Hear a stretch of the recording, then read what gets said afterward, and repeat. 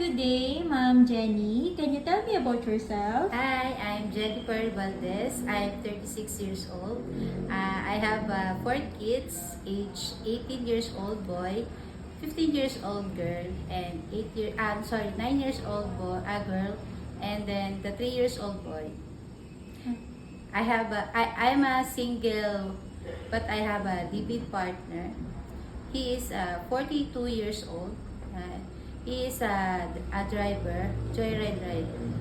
Alright. Then please tell me about your educational background. I am a high school graduate. Alright. And then where do you live? I live in 39K6, Kamuning, Quezon City. So do you have siblings? I have one sister and one brother.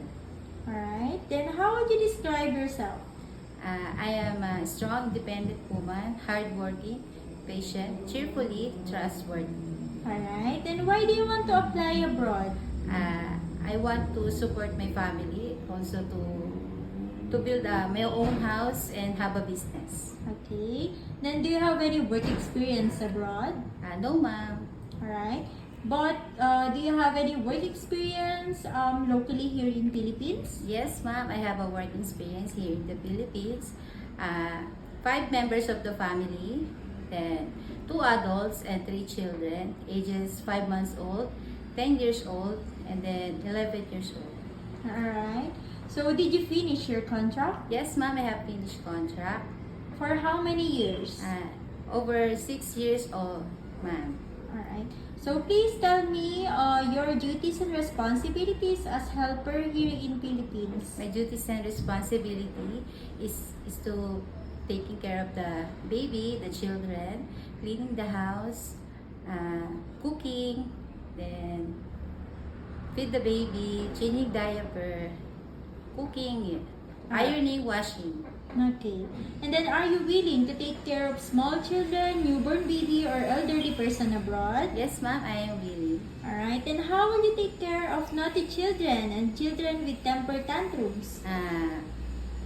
Taking care of that, I will be attentive, stay calm, and I talk to them in a nice way. Alright. Then how about if the newborn baby is crying at night? I will check the baby, check the temperature, and feed the baby if hungry, and change the diaper. Alright, then what will you do if you become homesick?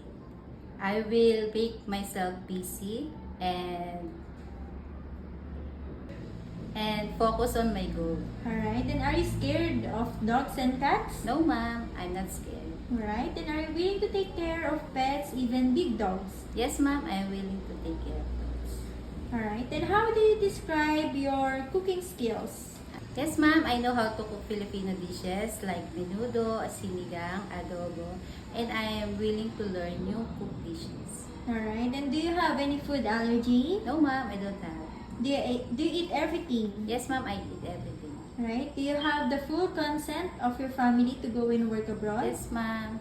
Do you promise not to use your cell phone during working hours? Yes, ma'am. Do you promise to be honest and loyal to your employer? Yes, ma'am. Do you have the physical energy to keep up with the children? Yes, ma'am. Do you drink alcohol? No, ma'am. How about smoking? No, ma'am. Do you have any body tattoo? No, ma'am. Do you have any history of surgery or serious sickness in the past? No, ma'am. Are you willing to share a room with the children? Yes, ma'am.